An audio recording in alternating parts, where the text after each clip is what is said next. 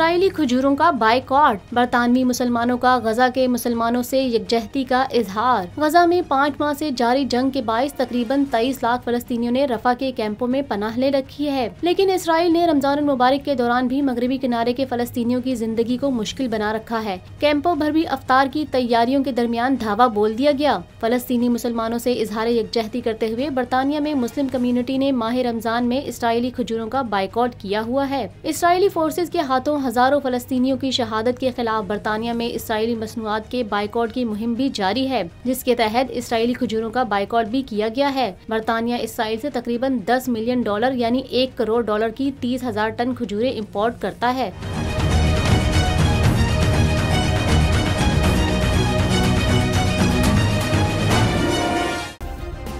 Subscribe करें और bell दबाएं ताकि कोई खबर रह न जाए।